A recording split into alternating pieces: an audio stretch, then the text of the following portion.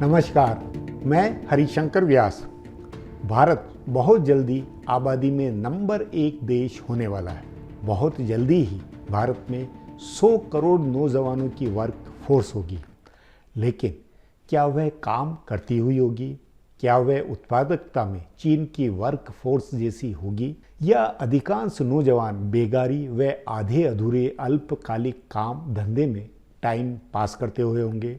इनसे भी बड़ी गंभीर बात और सवाल कि तेज बढ़ती हुई आबादी के बीच में बूढ़ों की संख्या कितनी होगी, और यदि वह बहुत रिकॉर्ड तोड़ हुई तो उनकी देखभाल करने जितनी कमाई क्या नौजवान करते हुए होंगे?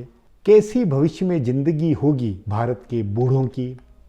इस पर देश समाज क्या कुछ सोचता हुआ है? तभी आज के मेरे विचार व गपशप का हेडिंग है 140 व 170 करोड़ लोगों में कितने कमाने वाले और खाने वाले। सचमुच में भारत में पिछले 25 वर्षों में नौजवान आबादी बहुत तेजी से बढ़ी है। अगले 40 सालों में यह और बढ़ेगी। मतलब काम कर सकने की उम्र की वर्क फोर्स का लगातार बढ़ना। सोचें, यदि आबादी में 60-65% नौजवान हुए और बाकी 60-65 साल से ऊपर के बूढ़े, तो भारतीयों का आगे कैसा जीवन होगा? यह अनुमान लगाएं कि अप्रैल 2023 के 140 करोड़ भारतीयों में 100 करोड़ नौजवान वर्किंग आबादी व रोजगार कर सकने की कगार पर पहुंचे हुए, तब पहली बात तो क्या इतने रोजगार भारत में होंगे? दूसरी बात, ये नौजवान क्या इतना कमाते हुए होंगे कि अपने बूढ़े लोगों और घर परिवार के खाने पीने, रख रखाव, इलाज का बंदोबस्त कर सके? नरेंद्र मोदी, अरविंद केजरीवाल व राहुल गांधी या कि भारत की राजनीति और शासन ने धर्मादा रेवड़ियों से इलाज, पेंशन जैसी योजनाएं बनाकर लोगों को झुंझुनों में बांध दिया है। अवसर और रोजगार पैदा नहीं है किए, लेकिन 500, 1000, 2000 रुपए की सब्सिडी खातों में डलवाने या इंदिरा कैंटीन, आयुष्मान जैसे धर्मादा और मनरेगा जैसी बीमारी से इन्होंने देहात व झुग्गी झोपड़ियों में लोगों का रहना, जीवन जीना संभव बना रखा। मगर इससे न वर्क फोर्स की कमाई और न बूढ़ी आबादी, बूढ़े लोगों, वृद्ध लोगों के जीने की सामाजिक गारंटी बनती है। यह भारत की और खासकर नौकरशाही की समझ का बहुत गहरा सवाल है कि भारत अपनी बुजुर्ग आबादी का भविष्य में क्या करने वाला है। वह जहां सरकारी कर्मचारियों की ओल्ड पेंशन स्कीम लौटाकर उन्हें 40-50 हज़ार रुपये मासिक की पेंशन का फैसला करवा रहा है, वहीं वर्किंग नौजवान आबादी को वह 6,000 या 10-20 हज़ार रुपये की 4-4 साल की अग्निवीर जैसी नौकरी और विधवाओं व बूढ़ों को 500 रुपये पेंशन दिलाने के बंदोबस्त करते हुए। जाहिर है, राजनीति और सत्ता में हर स्तर पर तात्कालिक स्वार्थों, अल्पकालिक सोच में दुनिया की नंबर 1 भीड़ को भविष्य में पूरी बेगार, भूखा व गरीब बनाए रखने का रोड मैप बन रहा है। तभी भीड़ के कारण भले आर्थिकी हमारी दुनिया की तीसरी व चौथी बने, लेकिन उसमें क्या तो जवान और क्या बूढ़ा, हर कोई बेगारी व धर्मांधे में टाइम पास का जीवन जीते हुए होगा। नौकरशाही, नेता व राजनीतिबाज, रूलिंग क्लास, व्यापारियों या धर्म व्यवस्थापकों, प्रवचकों व कोचिंग, चिकित्सा, शिक्षा की दुकान लगाए पेशेवरों व व्यापारियों की मुश्किल से 10-12 करोड़ लोगों की क्रीमी आबादी के टॉप में भारत की 95% आबादी लावारिस या बेचारगी में जीवन जी रही है।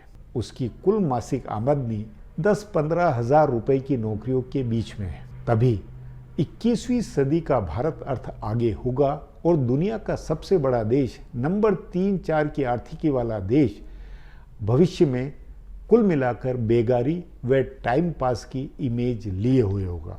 नौजवान इन दशाओं की छननी में या तो पढ़ लिख कर बुद्धिमत्ता से विदेश जाएंगे और वे विकसित देशों में जाकर सम्मानजनक, गरिमापूर्ण नौकरी से अपने बूढ़ों का सहारा बन सकेंगे। अन्यथा होगा यह कि भारत अपनी वर्क फोर्स की वह नई परिभाषा बनाएगा, न भारत को कुछ मिलना है और न दुनिया को।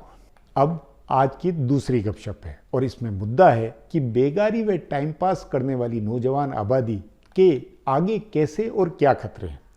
तभी इस कॉलम में इस गपशप का शीर्षक है नौजवानों की बीमारी व बर्बादी के खतरे।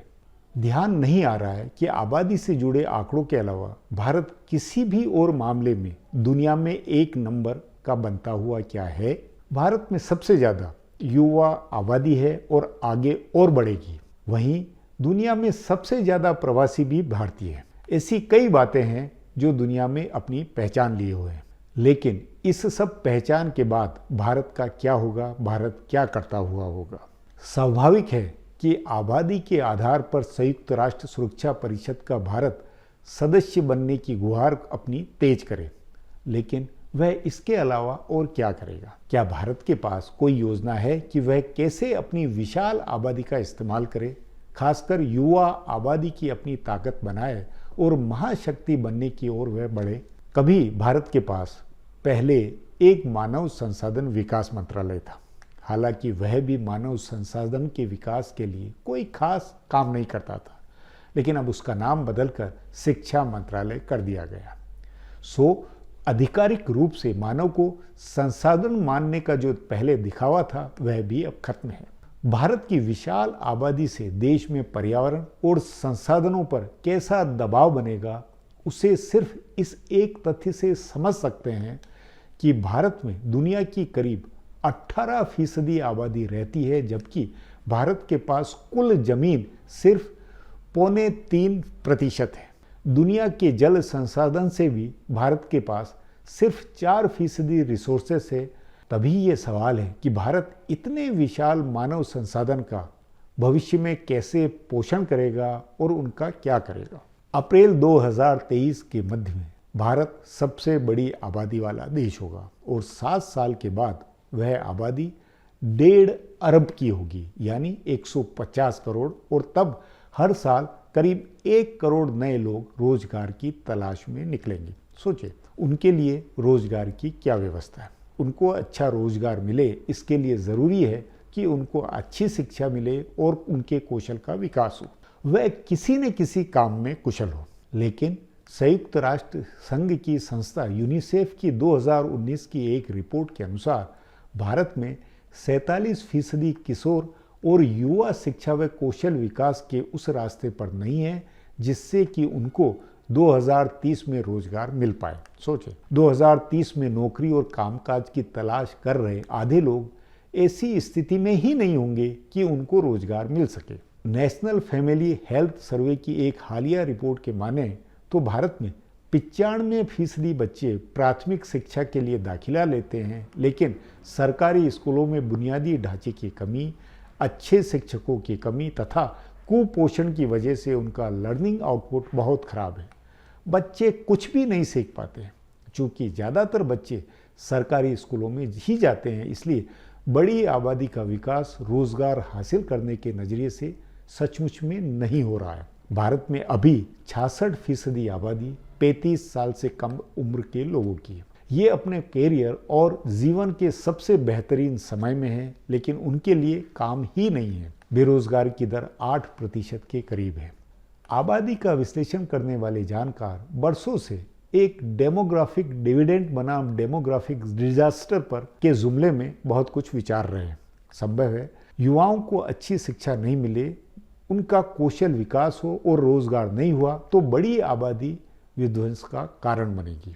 यह विचार कि 10 तरह के सामाजिक स्तर पर संकट पैदा करेंगे। आर्थिक मोर्चे पर इससे बहुत नुकसान होगा। कम पढ़ी लिखी, अविकसित व बेरोजगार तथा बेचैन युवाओं की फौज आगे सामाजिक सद्भाव व आर्थिक विकास दोनों के लिए निश्चित ही खतरा बनेगी। इसका खतरा भारत में इसलिए भी अधिक है क्योंकि लोग धर्म व जाति या कि हिंदू बनाम मुस्लिम के झगड़ों के पानीपत मैदान भी बनवाए हुए हैं। तमाम तरह के आंकड़ों के बावजूद एक खास धर्म के लोगों को आबादी बढ़ने के लिए भारत में जिम्मेवार ठहराया जा रहा है। सबसे ज़्यादा आबादी पर ही इसको लेकर राजनीति हो रही है। इसलिए आगे आबादी के इन तमाम पहलुओं से संकट और गंभीर बनने हैं, संकट लगातार बढ़ने हैं। लेकिन क्या कोई इन पर सोचता हुआ है? आज मैं अपनी बात यहीं खत्म करता हूँ। बहुत बहुत धन्यवाद।